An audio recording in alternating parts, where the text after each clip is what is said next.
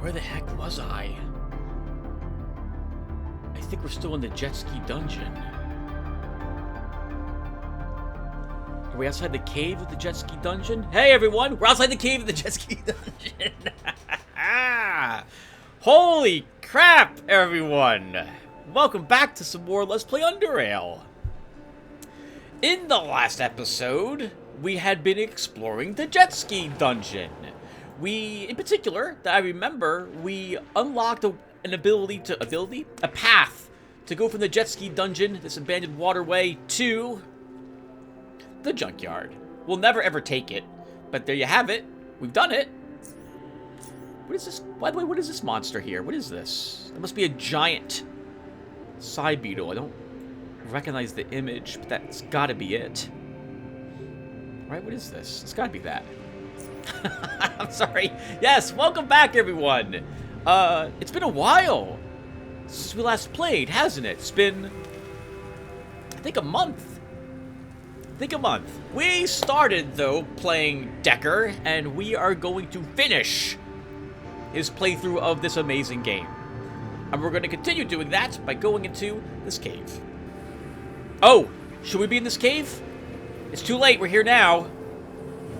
There's a quest here, and since we're playing Audi mode, quests are a lot more important to do. So I think we'll just come back to the cave later. For the one experience point. Alright. So, well, if I'm leaving the cave, then we are done with the jet ski dungeon at the moment. That's the only thing left for us. Oh, but if I leave... Oh, if I leave, we will have to deal with respawns on the way back in. Unless the way back in is through the junkyard entrance. Interesting. But I can't... Oh, you do have a scrap jet here.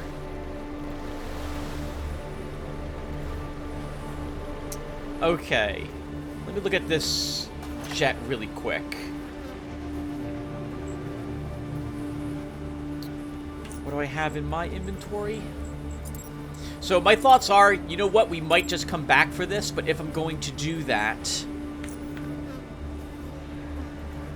and I want to go through this way... I might want to leave a slightly better something here. At the very least, we can put shocks on this.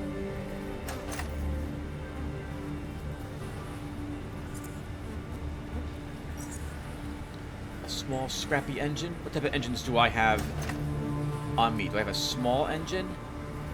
We have a grinder. We can give that to this. Oh, I had wanted... Oh, but I wanted to get the reef glider, didn't I? That's why I'm carrying all this back with me. Well, I'm still gonna... Oh. Tim, the only reason you're even gonna use this jet ski... Actually, you don't even need it. You can just come back here through this passage... and walk all the way over here. You don't need the jet ski, and the scrappy part is enough. It doesn't need to be a souped-up jet. Alright, so we will come back here. We do have a way to circumvent probably most of the ads. Ads? Most of the respawns. I think. Right, we got ambushed by that coil spider dropping some coil webs, almost directly on, not directly on top of us, but the game spawned a few on our trip out. That was fun to encounter that last episode as well. Holy crap! All right, so what's on the agenda? Man, it's been a while. So I think we go back to our home first and store some of this stuff, and then I'm heading back over to the DLC, and we'll keep working on that. I do want the reef glider, just as something fun to putz around with. Oh, you can't go this way, Tim. That's a dead end. And we probably should be wearing my gas mask. Alright, so what can we talk about, everyone? We've had a month where I wasn't playing the game. Well, first off, I hope you all had an amazing Halloween. I took a break from the game, recording it regularly because the Halloween season was upon us. Back in, I think early August is when I began uploading Occult Chronicles this year. So I figured I'd just quickly talk about the games I played during the fall season, as we are running through the areas we've been in already. So, yeah, so we played through Occult Chronicles again. It's a roguelike game. You create a private investigator working for something called the Odd, the Occult Defense Directorate, if I recall correctly. And you go into this creepy mansion, and you have to play this interesting card game to win the encounters that you have therein, both combat and sanity checks, trying to accomplish certain tasks, like climbing up and down ladders, trying to use psychic talents to speak with ghosts and what have you. It's a game made by Cryptic Comet. Vic Davis is the creator of the game, and I have been playing it on and off for a long time. About the past, I want to say like 8 years or so, I was playing the game for. Wait, there was a dead person there? Hold on. There was a dead person here, on a jet ski. I thought there was. There is.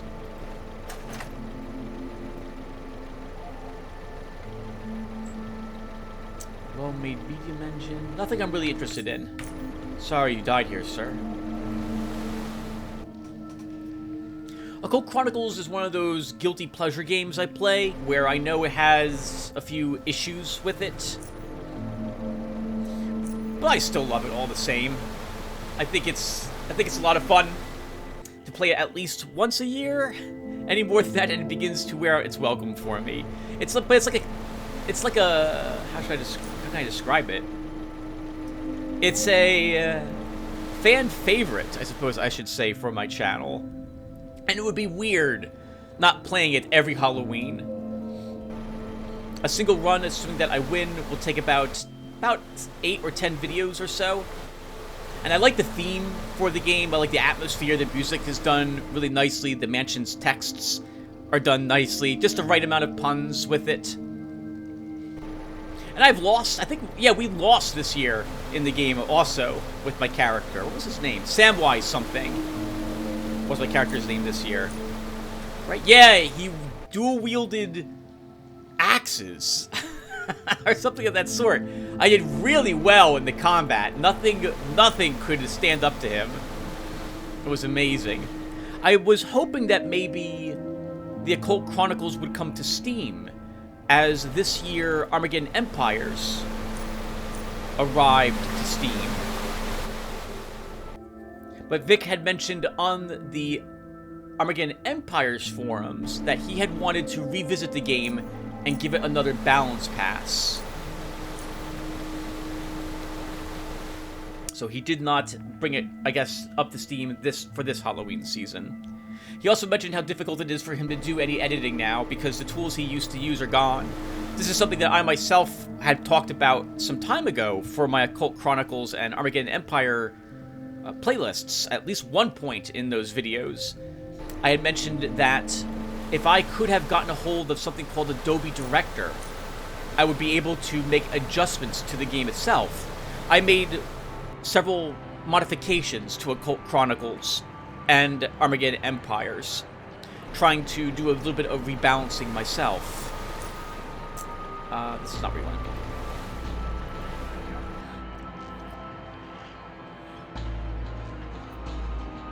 With Occult Chronicles, I tried to add a great deal more options for physical people. For physical spect detectives to deal with magical or psychic encounters. And the reverse was also true.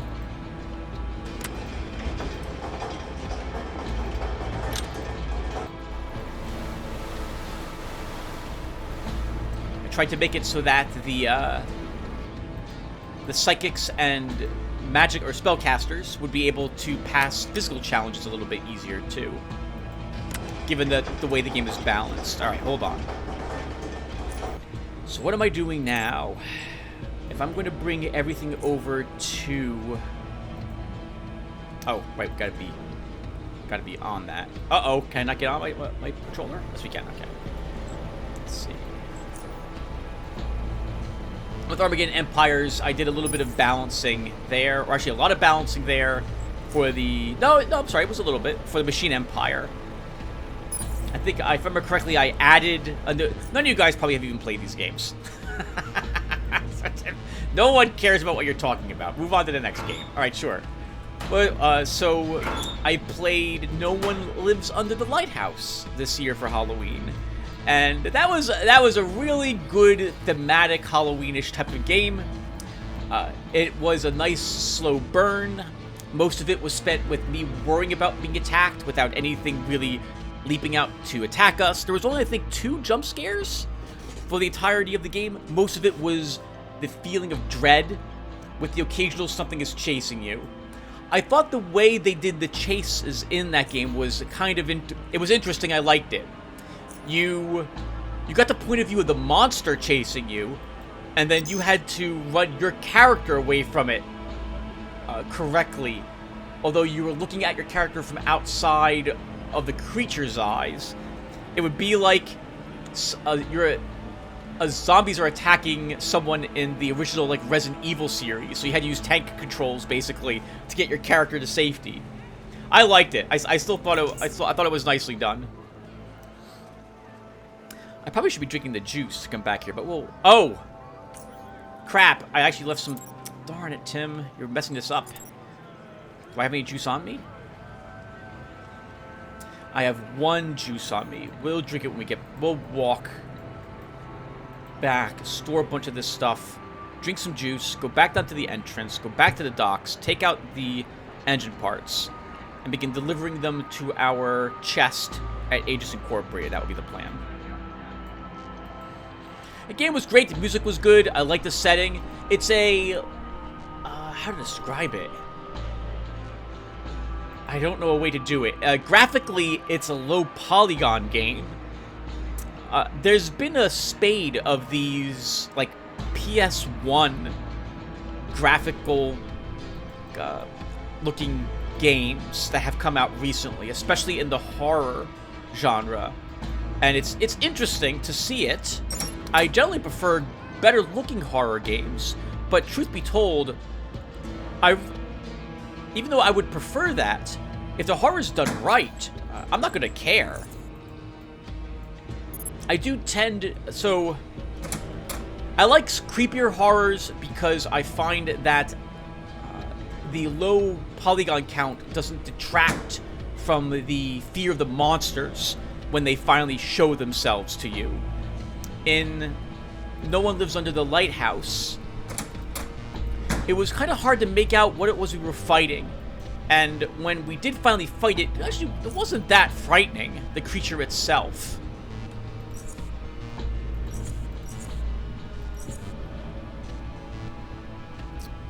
I guess I'll bring all of these with me. We got some jumping beans now.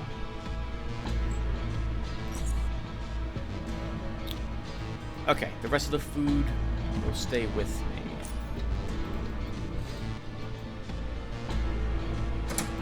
And a game like Amnesia or Soma, for example, it being such high quality for the graphics for those games, made those creatures very frightening. The servants for Amnesia, and that one area in Soma, the part where you finally imprint yourself. God, those monsters that hear where you are so frightening to me. And the fact that they kind of hover around where you are, oh, it's so creepy. I love it. Absolutely love it. I tried playing that game off screen this year, and I couldn't. The amount of how afraid I was giving me anxiety when I was playing the game. And I can't have that, or my blood pressure rises, and then Tim's in the hospital. So that's a shame I can't play that game at least anymore. But it was still fun to... I got as far as that part, and I was like, I can't do it. I just can't do it. And yeah, I risked it for Halloween anyway. Where's some other games I played? Consuming Shadow. Consuming Shadow's a classic on my channel as well. Right up there with Occult Chronicles. I feel like I need to play it every year. The fans really want to see me play that game. It's a great game. The game's also a roguelike in so much that you start from the roguelite. That one. You start at the beginning, you can, but if your character dies, you get some experience points. Experience points unlocks these things called birth stars. Birth stars can be used to improve your starting stats, making your next runs easier. And so I've been playing this game as well on my channel for a few years now. I played through it like 2 or 3 times. It's great. I really like it. Again, the writing is really great. It's one of the few games that did an eldritch horror type of game right. They really nailed it. I should know the gentleman's name who made it. I can't think of it at the moment. He's the same guy who does these zero punctuation reviews. Yahtzee? I think his name is Yahtzee. He did a fantastic job in that game. I really, really liked it. Really like it. But, oh, no buts. Don't be negative on the games this year. Actually, we're going to be a little negative on some of the games I didn't record this year. But also talk about them. All right, let's see. What else are we doing here? Put all this crap away.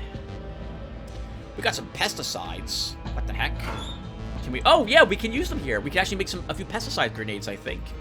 If I need more of them, which I don't think I need at this moment. Leave you there. Where's my bullets kept? This is why, everyone, as well, I have the way I sort things, because I really love coming back after a break or an adventure, and then you get to remember everything you found, and you put all the treasure in different shelves.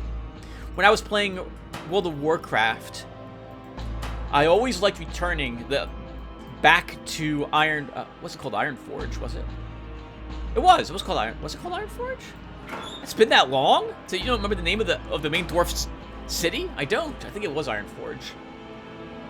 I would return, and I'd take, like, the 20 mithril ore I had smelted down, and place it lovingly in my vault so I could just stare at the stack of ore that had taken me quite a bit of time to go and find when I had been out there harvesting it in the, what was it called? The Scorched Vale? Somewhere in the Horde lands. Where's my pistol? Oh, my pistol frames are someplace else altogether. Right, hold on. Quality is 147. Go there. What is this? Seeker lens. Don't yet have the electronics for you. What is this? Scope. Scopes are put here.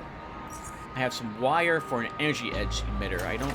It's high quality. It's probably the only reason why I took it, but maybe we'll use it. Probably not. Put the pistol frame back, and then I think we're done with the inventory management. Where's my frames? Are they in here? Did I just miss them? 136, yeah. Our pistol's better. Higher quality. They are in here. Okay, I just missed it. Is that it, Tim? Oh, I have stuff to sell as well. Okay. Alright, so let's go ahead and start with the selling of the things then. So, first things first. We'll do it on screen, everyone. Hello. I'm so sorry. There's probably not going to be a whole lot of adventuring in this one. This is a Tim's back. It's good to be back. Let's get back into the swing of it. You can talk about other games you played for Halloween. So, I am playing through Lotaeri Corporation at the moment. While it's not a frightening game, or I have not encountered any like jump scares or the like in it. In fact, it looks like it's a cute monster management game, but it's really well done. I like the gameplay, although I can tell I'm probably not going to be good enough at it to complete the game. But I like the idea of the monsters. I like the story of it. If you're not familiar with the game, it reminds me a lot of, I think it's called the CSP, Control, Secure, Protect games, or world lore setting. Setting's the right word. It reminds me of that setting somewhat. Do I have lots of repair kits, by the way? I have a few. Probably stand to have one more, though. Do you have any bullets we're bringing back? Only the bullets I want to keep.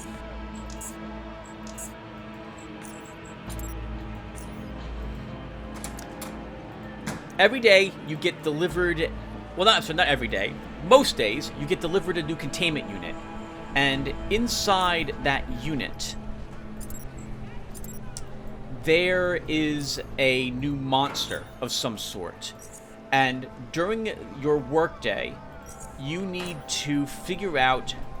Your objective every single workday is to finish the day having accumulated these things called Quilpaloth energy, I think. Enkephalins. Something Enkephalins is what is the in-game mumble jumbo for it. And it starts out low, like you need to get 10 or like 15 from the first monster. And as the days go by, I'm on day 23 at the moment. I need to get something like 600 or so now of these units of energy from these monsters. And you get them from the monsters when you perform work with them. You have 4 stats for all the people that you hire to begin working with all these different departments. And these stats are their hit points, how much sanity they have, how effective they are at work, and how good they are at fighting. And there are corresponding work types that can be done with all these monsters. Send someone in there to exercise it, or see how it works with physical activity, study it, help clean its room, do attachment work with it, so talk with it, and so on. And there's repression work, so I guess putting it through drills or shouting at it or something of the sort. In any case, all the creatures like this work, or they prefer certain types of work to be done with them, but you don't know what they prefer at the start. The creature's statistics are hidden from you until you spend some of the energy you are earning on unlocking their statistics. Some creatures, for example, will kill your person if they walk in there and start doing insight work on it. They'll just kill it. Their work might be good. You might finish it with a good amount of these energy boxes at the end of the day, only for it to kill the person anyway, because you were never supposed to send someone in there to do insight work with it. And it's interesting to me because I can tell that the game is the most fun to play when you know nothing about it. If I had sat down and opened up a wiki and read everything there was to know about the creatures I am managing,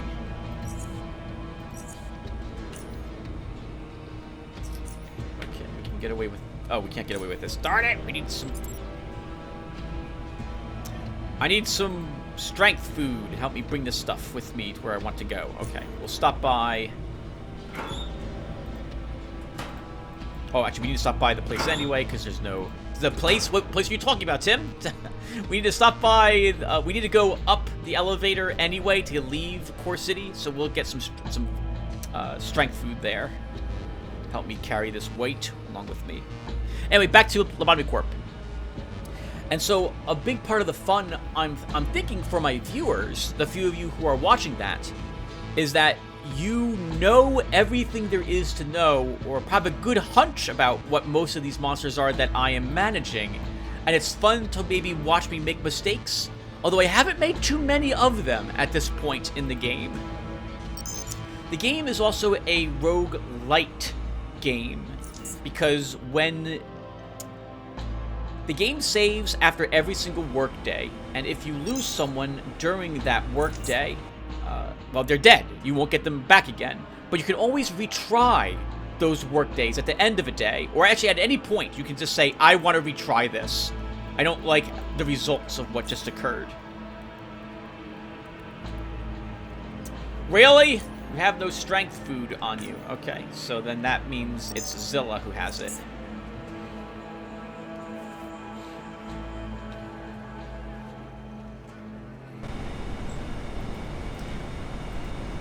Yeah, so it's probably a huge amount of fun for the people watching it to realize I'm making mistakes or I'm assigning people to do work with things incorrectly.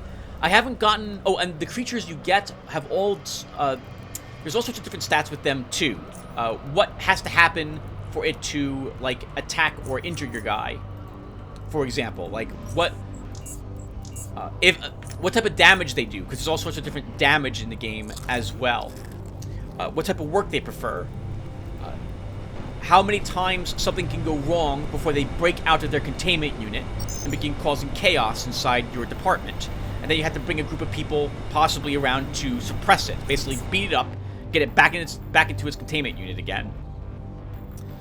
And it's fun. I really like it. I'm just, I'm super nervous that I'm not going to be able to do it, because all this is, while you can pause the game, it's a real-time strategy, effectively. The combat occurs in real time, not turn-based. And so I'm not very good at real-time strategy games any longer. I lose like where the cursor is. I'm not quick or swift at it anymore. Being able to pause a game is really handy. But Lotaeri Corporation's company that made it is Project Moon. And they are not a big company, or they weren't. Like, they're not a AAA studio to my knowledge. Although Lotaeri Corporation is very popular, as is their sequel to it, Library of Ruina.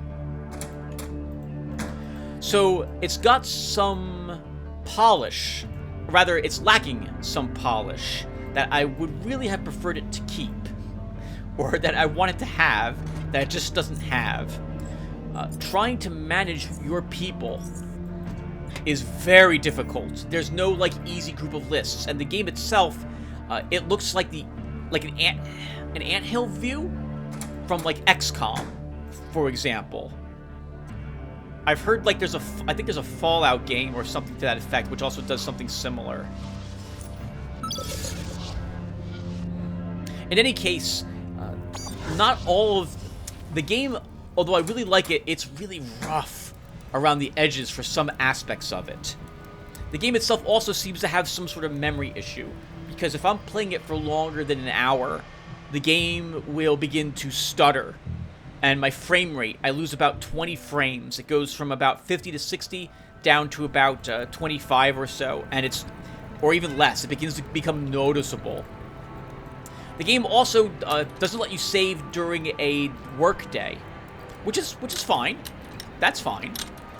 But when I started playing, the first 2 videos I did, both of those videos took about an hour, and I was able to fit 2 days into those first 2 videos. But now, a single workday, including reading the story and doing the prep in the beginning, is taking me about an hour and a half. And I can tell that it gets, worse is the wrong term to use. It gets more involved. There we go. It gets more involved as the game progresses. You open up more departments. You get more monsters. You need more energy. There's more things that can cascade out of control that you need to somehow manage to rectify. And it plays. I really, really, really like the build up to the difficulty it's currently at. At day 23, or rather after I left about day 15, I realized that, hey, I bet you I'm only right now leaving the tutorial.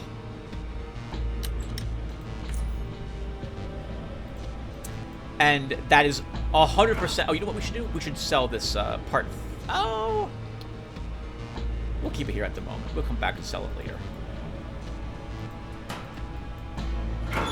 Yeah, at about day 15 or 20 or so, I finally felt like I understood enough about the game that I can probably...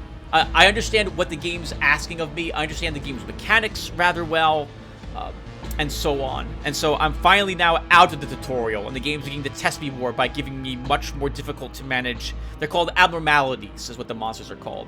And it's fun. I like it. But again, I'm nervous I won't be able to actually complete it, because I'm not very good at these games any longer. At RTSs any longer.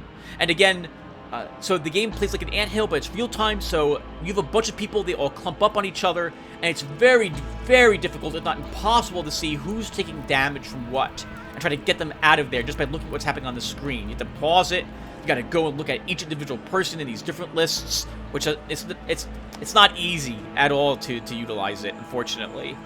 So, but I still like it. We'll see how far I get in that game. I'm super glad to have played it. It is even if I don't beat it, there are some games where I've totally gotten my money's worth out of it, and I still like the game, even if it wasn't for me.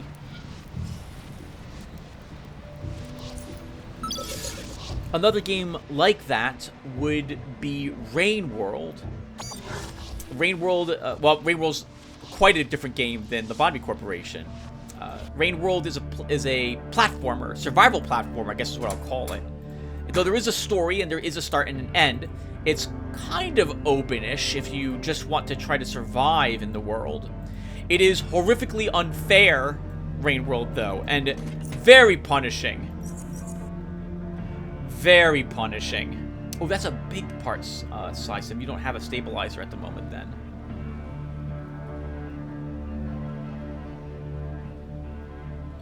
Part 1, Part 2. I don't know what type of battery it has. All right. Well, let's get out there and do more exploring, right? What else have we done here, by the way? Right, we cleared out the pirates some videos ago. We eliminated, well, at least we cleared the destroyer. There's still pirates around. We'll probably clear out the rest later. What's our current objective?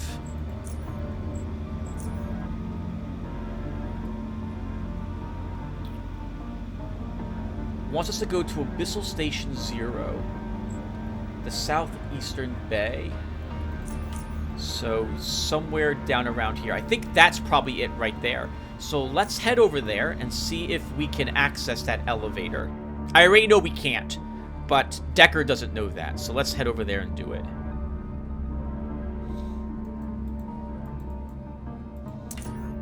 Do we have everything you want to bring with you, Tim, for this trip? First off, you need to charge your power fist.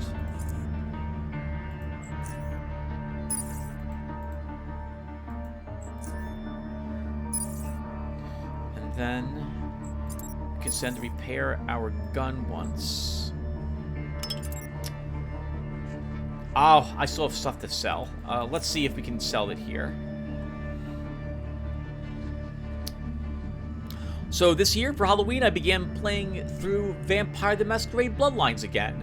It's been 6 or 7 years since I last played through the game. The last time I played through it, I think my channel was only supporting 15-minute long videos, and I did it with a Nosferatu. This year, playing through it with a Toreador, and it's my very first time playing through the game with someone who doesn't have Obfuscate. My other playthroughs were done with a... Hold on one second. Why do I have... Oh, I wanted to sell you. Can I sell you to Lattleman? I cannot, okay. My other playthroughs were done with a Malkavian. In fact, I played through the game 3 times with a Malkavian. And then the Nosferatu. I used to have 2 playthroughs with my Malkavian up on my channel, but I hated them when I went and watched it. This year, when I went and watched my Nosferatu playthrough, just because I was in the mood to watch a Vampire Masquerade Bloodlines playthrough, I hated it, and that's why I took it down off my channel this year and redoing it with my Toreador instead. Been a lot of fun to try to remember everything that was going on in that game. I have forgotten quite a bit, especially the later parts of the game series, and it's been great to revisit the game again. It feels fantastic. The game definitely has kept all of its charm, and it's not just the nostalgia that is making me remember it fondly. Okay. So we are going down there.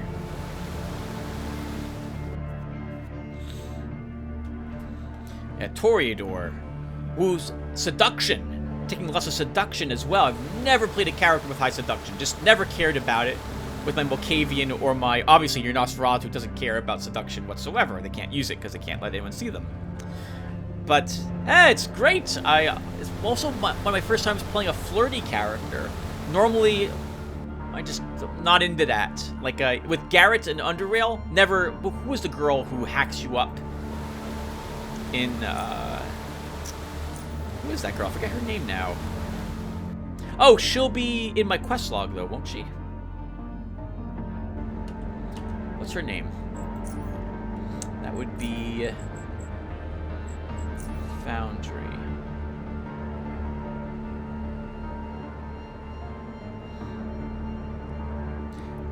Here she is. Evelyn Ingram.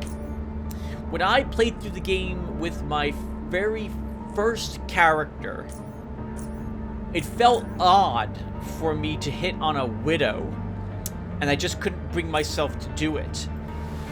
But my character was similar to Garrett. He was a sneaky lockpick hacking guy. And so I was able to get into the secret bunker she has, where I read the mail that indicates she's a serial killer. It was fantastic. I was like, holy crap, I didn't fall for it. But I had no clue how much fun it would be to survive that encounter, which is what we did with Decker this year. How do we get over there again? We gotta go this way. And with Gabriel was Space Marine Captain. Chapter Master. He wasn't about to hit on any girls. Yeah, so it's been fun. Holy crap. Lotaeri's quite the talker. The vampire, my Toreador's name. It's also fun because this is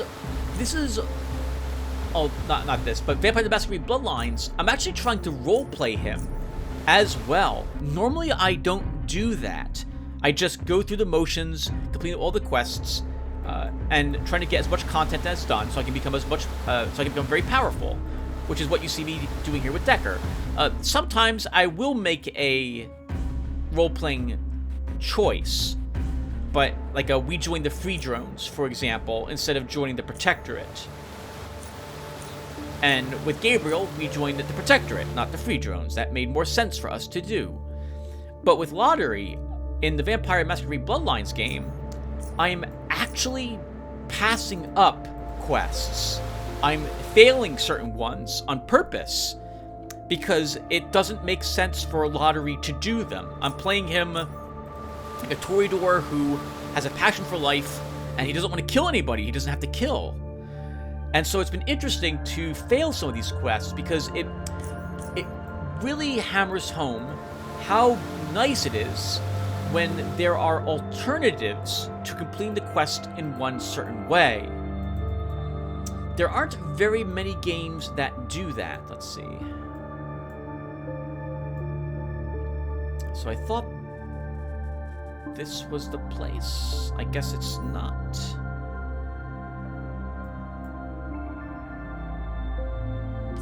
Maybe that's it instead. Wow, okay, where is my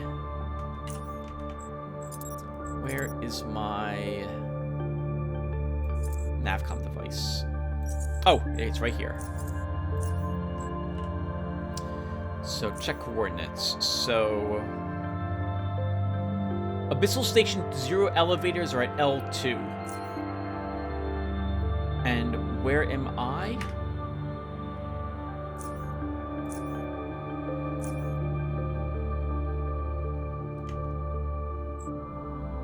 L2, so it's here.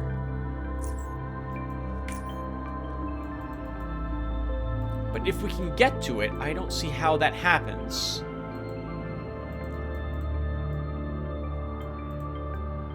There's no elevator that I can see anywhere around here. There is this subsphere, but it's not operational.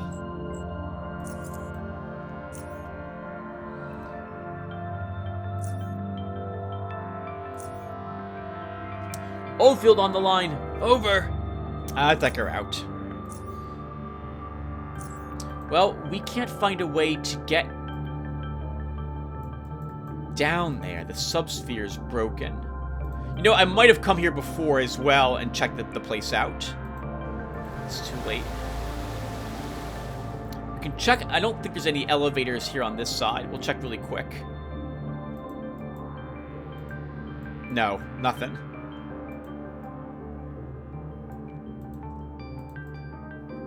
Well, if the elevator isn't here, or we can't find a way to get down there, I guess we can check up there really quick, I suppose.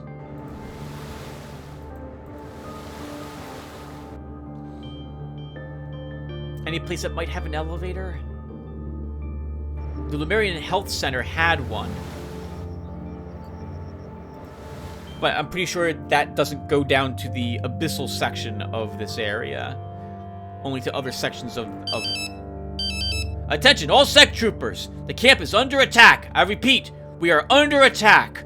All available troops should report to camp defense. This is Decker. I'll be there as soon as I can be.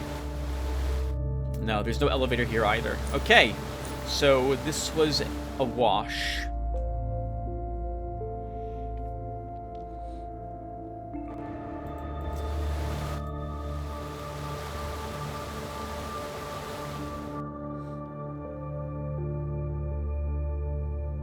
Another game I'm playing through for the channel is Inscription, which I really liked the look of when I saw it advertised on Steam. It looked amazing. And when I picked it up, shortly thereafter, I had gone to read the reviews. And I have recorded one episode, but not the second one yet. So I had about an hour and 10 minutes of playtime in the game so far.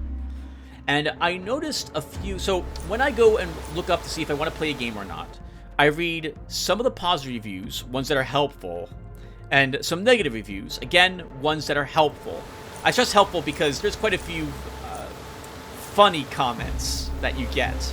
Like, you know, like, enter the room, wet and sane, died immediately, first 10 minutes, 10-10, thumbs up, for example. Well, that's funny, that's cute, but it doesn't tell me if what's great about the game or what's bad about the game. And I noticed in the negative reviews, some people were saying that the game's not what's being advertised. I went back and watched the trailer again, and I noticed that, indeed, it's not what's being advertised. But I still liked it. I was aware of the change that was going to happen, having looked at the trailers a little bit more. And I went to, I think this gentleman's name is Alpha Beta Gamer. I went to his channel briefly to see if he had a section of the later parts of the game on his channel. I say later parts, that's not true. I got through, I think, the first 1/4 or 1/3 of the game, and the game changes in both graphic quality and the type of game it is changes, and the games that you play change. There's a ton of different things which suddenly occur. And if you didn't realize that was going to be the case, I can see why you would be extremely upset.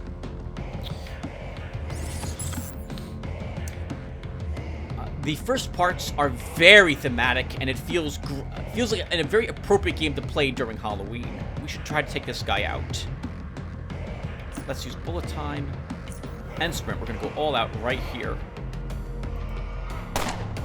Because he...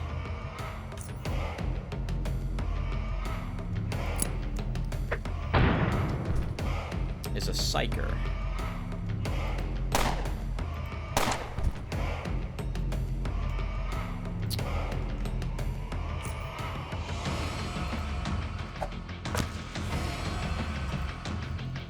Thought there might be someone's stealth there, but there was not. The last one of these we did was, there was almost no one here, right? I think the mines probably reduced the amount of people that were here. It was like one wave only.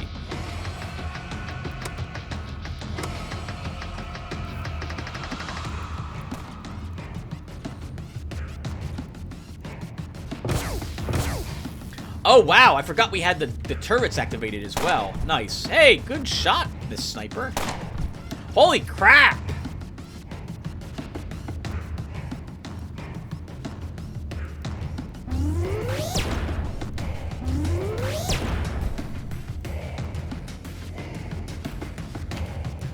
can't end combat, so there's someone else left alive.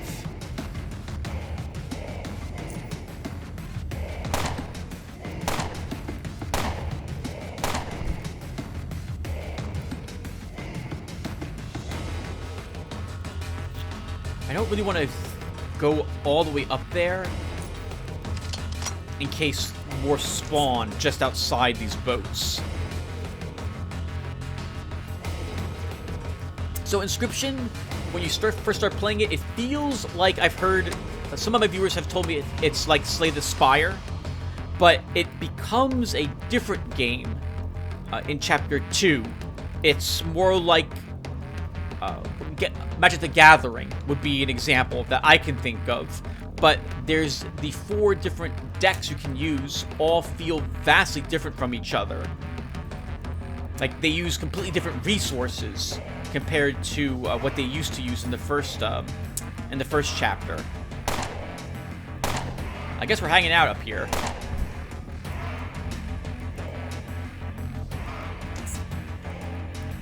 Uh-oh. I see all these guys here now. I didn't see them there before. I don't think they can... This guy might be able to reach us, but I don't think he can.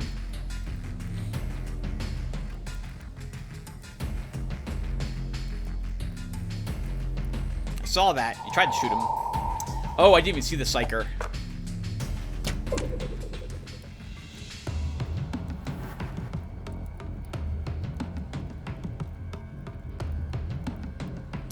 Okay. Let's have some morphine.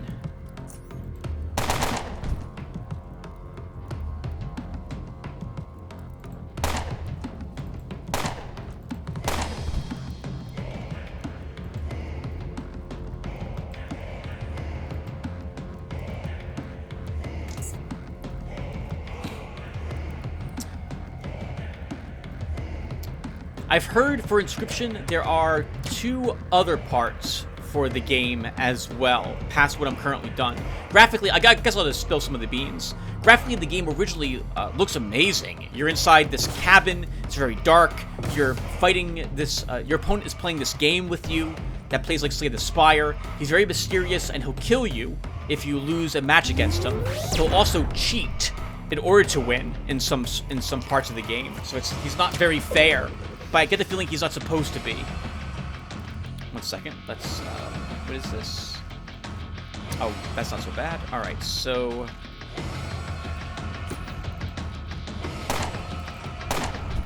Let's stop that nonsense.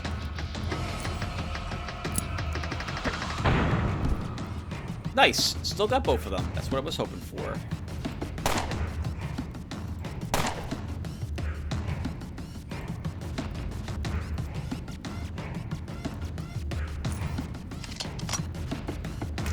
Next turn, we'll have to heal.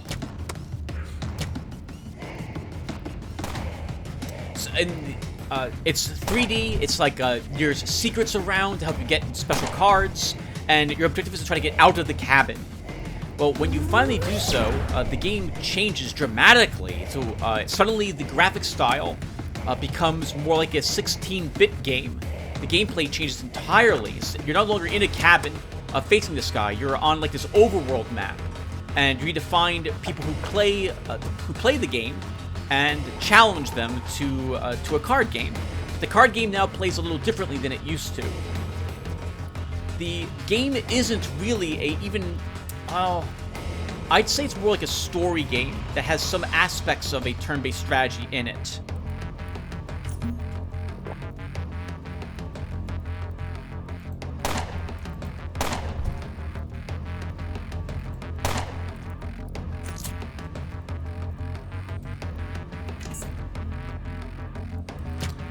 I think most of the fans of the game do really want the first chapter to be extended with more balancing added to it. I guess that's another thing about Inscription. It's not really well. Sometimes it feels like it is, but other times, it's obvious it's not supposed to be a well-balanced game because it's not what the designer was going for. He wanted a story game that involves the games you're in. rather than trying to make a Slay the Spire game where the gameplay was the turn-based bit of it. I don't know, I think it's very interesting.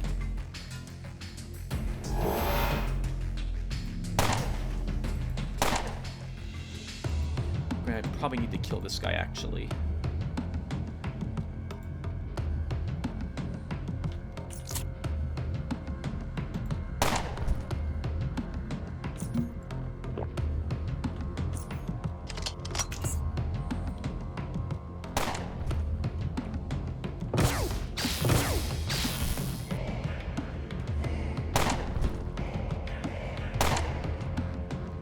Ooh, another wave. Okay, this is indeed no pushover. This assault.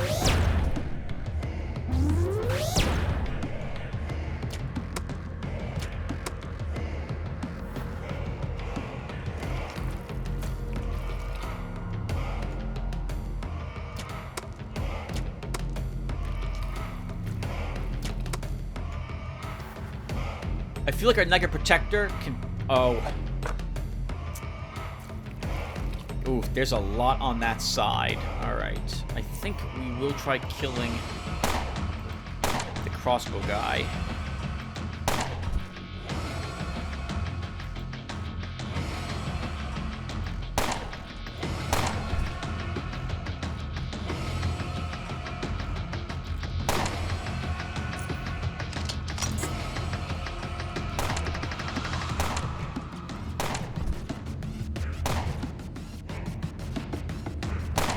Nice. Good shot, Yahota.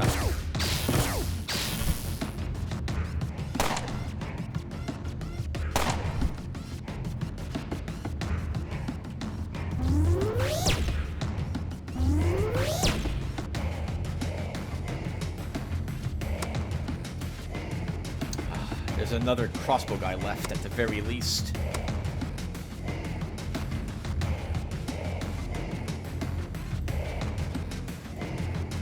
Getting to him is going to be very tricky.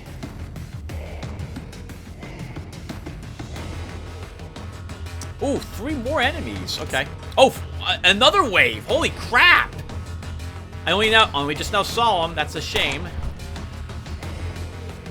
I want to keep my Nega Protector alive as long as possible. It's really helping these fights.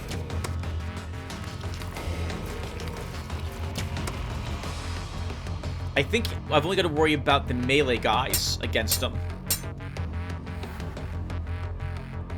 In particular, gentlemen like this guy. Gentlemen like this guy? Yeah, gentlemen like this one. Or the sledgehammer guys. Yeah, I gotta stop the sledgehammer guys from hitting them. Stop! Stop doing that. Wow, I missed all 3 of those 83% chances to hit.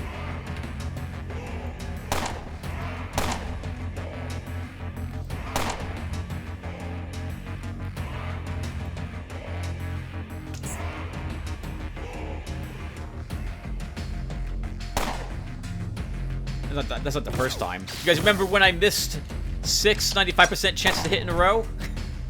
How angry I was.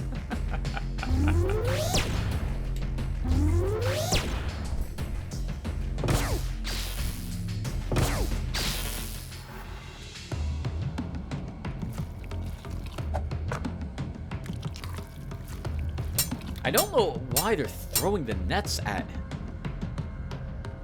our protector. That's never gonna work. Okay, yeah, I'm worried about these guys.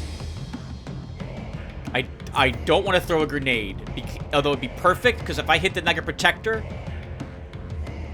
it's gonna attack me.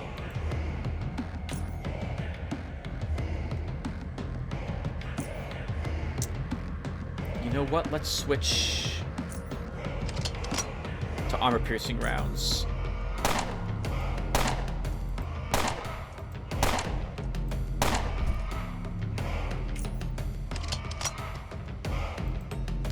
We also want to make sure we don't quite die. Let's get back a little bit. Nice. Excellent crit. 506. Well done.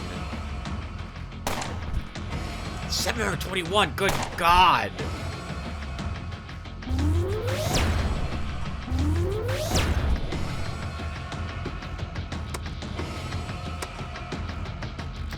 amazingly, that's not... We still have more left.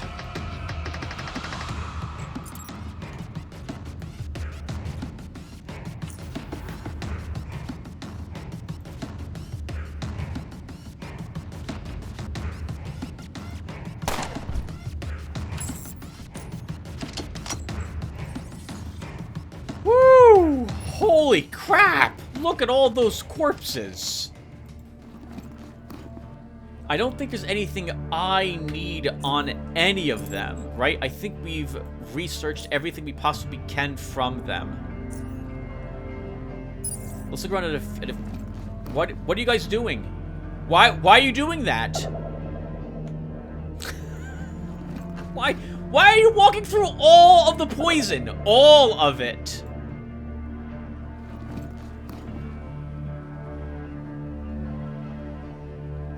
Okay, I don't understand.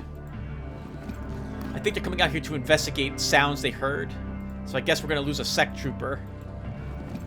Thankfully, caltrops don't trigger hostilities. If it was acid, they would have been hostile instantly. So I'm glad that didn't happen. Sec trooper, this is so embarrassing.